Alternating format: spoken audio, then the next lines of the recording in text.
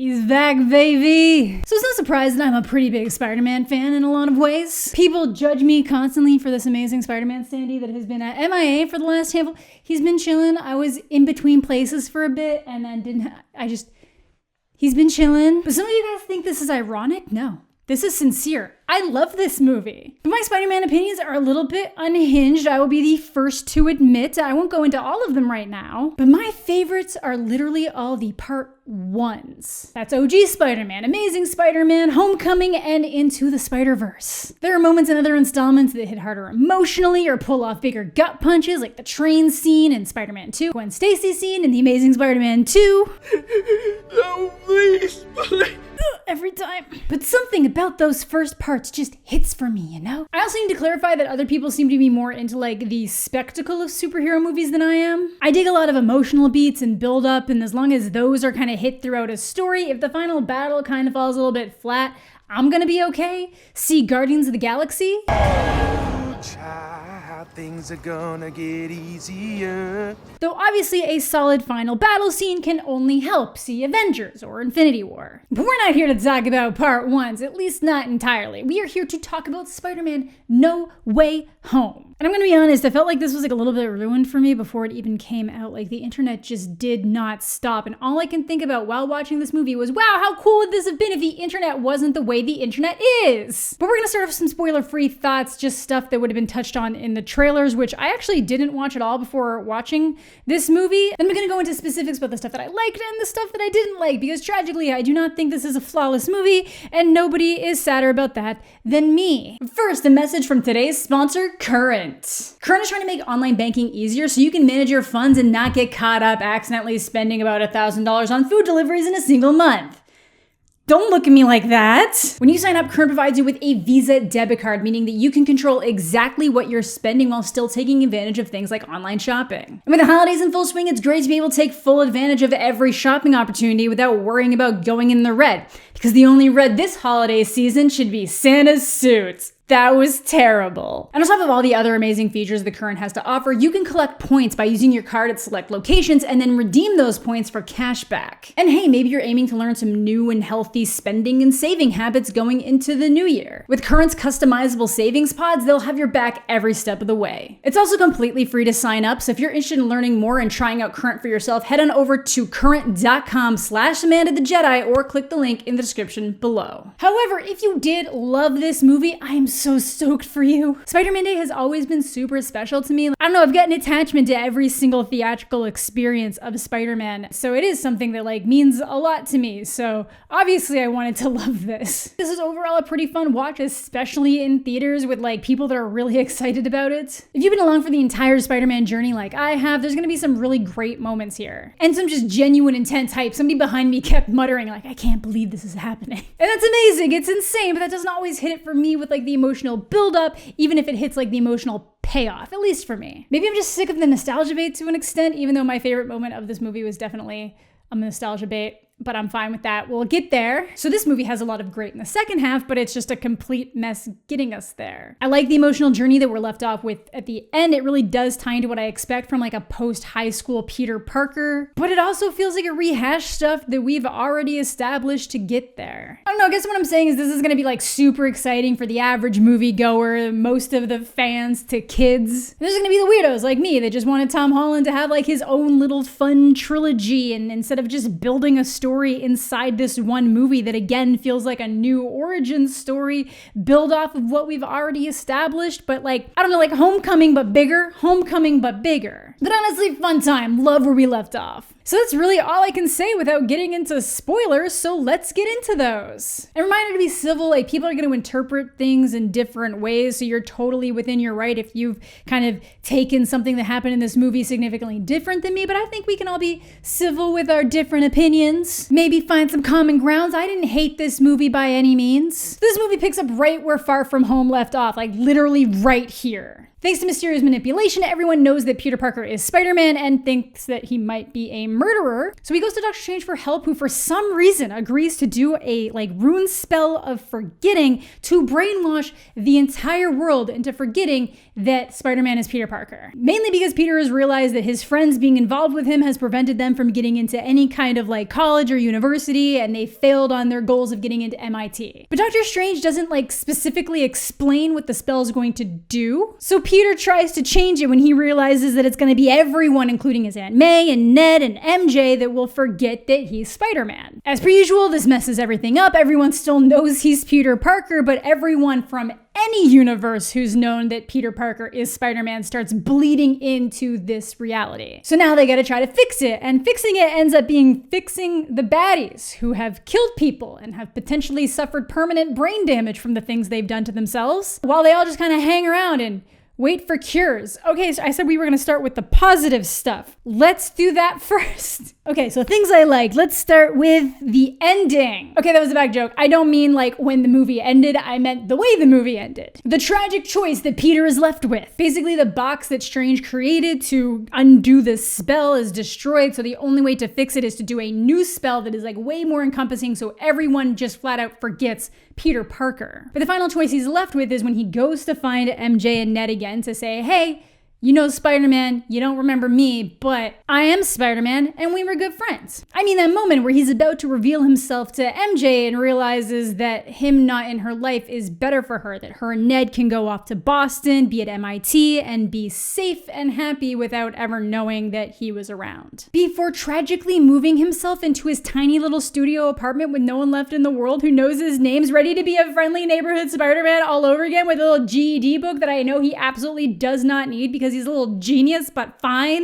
And that's so fucking brutal and so very Spider-Man. Taking on the sacrifice required for that level of responsibility. It's honestly such a weird concept that a single spell can wipe out experiences that way, but it's fine. And it's good that ended up emotionally hitting so hard because it was also the first movie that I really genuinely felt that connection between Peter and this universe, MJ. It always felt a little bit awkward in the installments before this, but I genuinely feel their connection in this. I felt how fucking hard it was for him to make the choices he did. Especially the choice to walk away, the choice that Andrew couldn't make. To keep the people that he loves safe, even if it means losing everyone and everything. Which slides into my genuine favorite moment of this movie, Andrew saving MJ. I'm just going to be referring to the other spider dudes by their real people name because it's easier, but yeah. Like I said, I avoided all the trailers, but fucking Maurizio over at Brown Table didn't shut up about it on Twitter for weeks, so before I could mute a bunch of terms and ignore him, I noticed that he said something about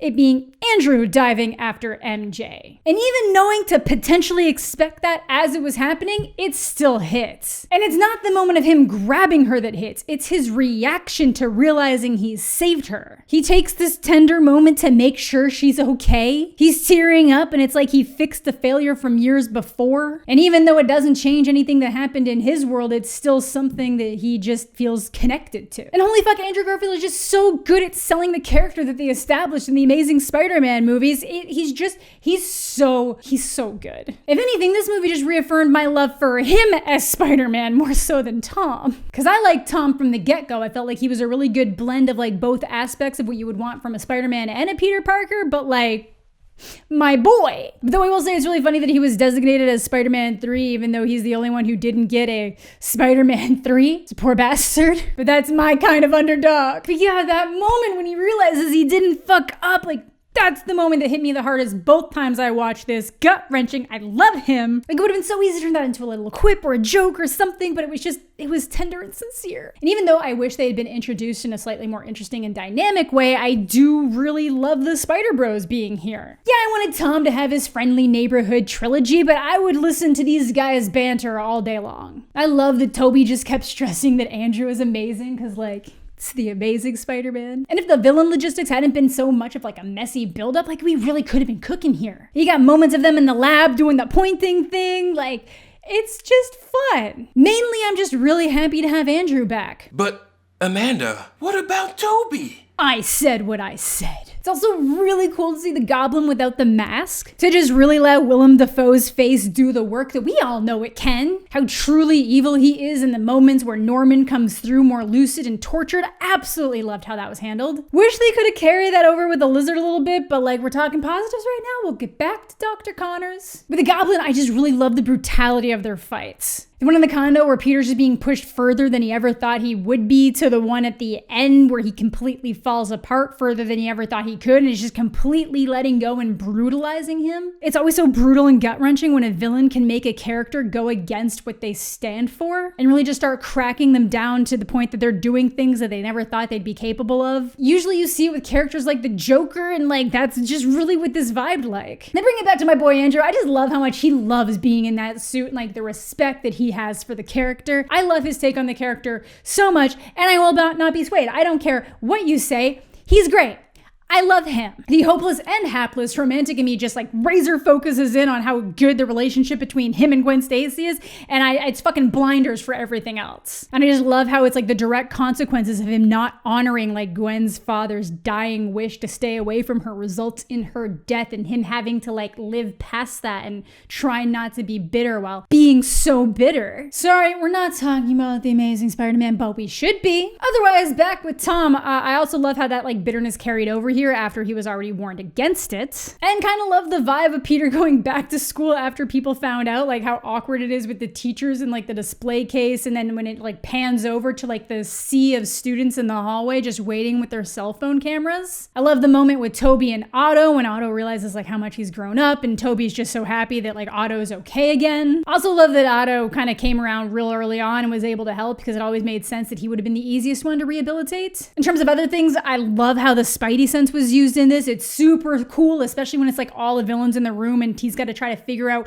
where the threat's coming from, and then it just happens. It's so good. Loved it. And in terms of the mid-roll scene, it single-handedly resolved all my concerns with having this fucking Venom in the same universe with this Peter. It's just like a fun little scene of Eddie Brock drinking and trying to figure out what the hell is going on, what universe he's been bopped into, trying to learn all the stuff before getting bopped back to the Sonyverse, leaving behind a little piece of the symbiote. Because the symbiote pieces share a brain, it would make sense that in the scenario created by Doctor Strange, it would learn the consciousness across like all the multiverses of these Venoms that are aware that Peter Parker is Spider-Man and have personal issues with Peter Parker and Spider-Man. And what a fucking relief that is. Now the symbiote can latch on to a different version of Eddie Brock or some other person that hates Peter, and they can bask in the shared glory of hating Spider-Man. Big fan of that. So yeah, again, the really big positive here is the emotional resolution in the conclusion of him making the choice that is difficult but best for the people around him, and not necessarily best for what he wants, but knowing that he has the responsibility to do that if he is going to be Spider-Man. Which brings us to the bad. Immediate thoughts here are just that half of this movie is kind of a mess, and I'm not huge on the general premise of how the conflict gets kicked off in the first place. I don't think Doctor Strange would ever do this. Like, Peter can be dumb, but even he is too dumb in this movie. But Doctor Strange in particular, it's like, what? Why? I know that there's like all the theories that this is like evil Doctor Strange, even though I get the impression that evil Doctor Strange pops up because this Doctor Strange did stupid things, but it would make way more sense if this was evil Doctor Strange. But I'd like to think that Juan would have realized that like something was wrong instead of just being like, leave me out of this world altering universe plan. But I'm willing to give them the benefit of that doubt. I know he made a joke about using the forgetting spell for a party, but like that's just a group of people, not the entire world. I don't really know how else they would have established this. Like, I don't know, like something Loki did in his show or Endgame messed with some kind of shit. There had to be a way that didn't involve Doctor Strange literally mind altering the entire world for a teenager because he couldn't get into MIT. Yes, I realize it's more so that like it's literally affected everyone in his life. It's affecting his life. I get it, especially after not even fully explaining the parameters of the spell to him. Just very weird, and saying, I forget you're a kid sometimes doesn't really make it any better. Then on top of that, nothing really feels like it even comes out of the Mysterio reveal. Other than, yes, obviously him having to try to get this spell done in the first place, but I just mean in terms of like other complications, like seeing Charlie Cox as Matt Murdock again. was fucking incredible, but it was like 30 seconds and Peter's completely off the legal hook. Otherwise, Sandman felt really weird acting-wise to me. I hated that they brought the lizard back just to cut a bunch of jokes because I genuinely love Dr. Connors and the storyline and his personal motivations for being the way that he is. Like, maybe don't bring him over just to make him the butt of jokes continuously. Like, you can have one or two lizard jokes, and yeah, clearly when this happens to him, he's not in his right mind, but it just felt like they were trying to rehash that dinosaur meme. On top of that, I've always felt that Tobey's Peter came across a little bit like a serial killer, a little sociopathic at times. And the way he tells Ned about Harry dying after trying to kill him just really drove that home for me. That actually might be a positive. We're gonna bop that up in things that I liked. How did you say that happened? Bike messenger. Now, a hinging conflict in this movie is Aunt May dying and Peter being told that with great power comes great responsibility. And it's the lesson that every Spider-Man has to learn, except there's one issue. Peter already learned that lesson. When you can do the things that I can, but you don't, and then the bad things happen, they happen because of you. Before he even gets his own movie, something has affected Peter so profoundly that he knew that the powers he got gave him responsibility to act, to help people, to save people, to be more than what he was. Even if that means giving up everything that he wants for himself. So why the fuck do we need to do this again now? I'm fine with rehashing themes and solidifying the sacrifices he needs to make, relearning the lessons and like realizing like how serious those sacrifices can get outside of just bailing on a party. Because honestly, the last movie came about because Peter wanted to latch on to another mentor and be a regular kid, causing him to trust a villain. And then he turns around within like a week and trusts 5 unstable villains from different universes. And I can be okay with that because he's trying to do the right thing, even if it is stupid as hell. But like, let them out of their cages and just chill. If I think about it too long, I get confused. We're just gonna we're letting it happen. It's been pretty clear that it didn't follow the typical Spidey story. I didn't really get the impression that something Peter did resulted in Uncle Ben's death, but I at least felt that something happened surrounding that. May cannot, no, I cannot do that to her right now. I mean, everything that's happened with her, please. Or at least that something happened to teach Peter that lesson, because there's a moment between him and Tony that feels like shared guilt. Peter feeling the weight of letting something slip because it wasn't his responsibility, and Tony feeling the guilt of the lives lost during their missions. So to bring it all back around again feels cheap. We also got Homecoming, a movie that super effectively has Peter dealing with the internal struggle of wanting to be a regular high schooler but knowing he has to be more now. Then again, in Far From Home, his desire to be a regular kid after being dusted in 5 years in space after fighting a giant alien and not wanting to have the weight of the world on his shoulders anymore literally results in disaster that he knows is on him. So again, why are we doing this again weeks later? Like, I wouldn't have had a problem with this using the concept of that responsibility to really drive home the level of sacrifice he's gonna have to take into himself to do the things that he does, that his insistence on trying to live this double life is just kind of a recipe for disaster. And the ending of this movie absolutely drives that home. It's just the moments that get there felt really cheap to me. Him desperately wanting to undo things despite the consequences makes sense. He's a teenager. He feels personally responsible for the bad things that are happening to his friends. He's panicking. It makes sense. And I also get the need for the emotional struggle within him, something to make him bitter, so you can have that really intense emotional, physical fight between him and the Goblin who's just trying to break him down. And the only way to really do that is to kill Aunt May if you're not gonna kill Ned or MJ. And Aunt May dying would have been so much more impactful to me if they hadn't used the line "with great power comes great responsibility." I know she said it differently, but I get why they wanted it. I get why it creates that connection to the other two Spideys. But I felt like I was being emotionally manipulated in a very bad way. I didn't like it at all. It really pulled away from the moment and it ruined that emotional impact for me. Like, I didn't feel as much as I should have when she died, and that's really unfortunate. If she had died and just really stressed to him that she didn't regret anything that they did and that it's always worth trying, even if the plan was stupid as shit, I think it would have been better both for the lesson and the moment. That no matter how many times things blow up in your face, you can't let it make you bitter and you can't make it stop you from trying. Even if, villain rehabilitation with no safety measures in place is just like fucking stupid. Like, yeah, Goblin's right. It is totally your fault that happened. Like, I don't know. But as I'm sure you can see, I'm very conflicted. I like what comes out of her death. That brutal fight where Tobey Peter has to step in and stop him because he experienced that same moment and had to suffer the consequences of the glider impaling. I swear on my father's grave, Spider-Man will pay. Even if, it wasn't his fault that Norman impaled himself with his own glider trying to kill him. Oh. Like, May's death does it just really doesn't feel earned for some reason. Again, I just come back to the word cheap. Feels like they made that choice to create a through line from him to the other Spider-Man to rehash something that we've already established in this universe. Again, I think if we just go back to her saying that she doesn't regret trying, and then having Tobey and Andrew mention the responsibility mantra, and then having Tom say something like, my Aunt May said something like that, because she was genuinely all about helping people, and just that small change could have changed everything for me and made it all so much better than her just whipping out this random line about responsibility. Again, just something about her saying the words really bothers me. It was one step too far. And it just felt like it was introduced as if it was something that this version of Spider-Man had never considered before, even though... When you can do the things that I can, but you don't, and then the bad things happen, they happen because of you.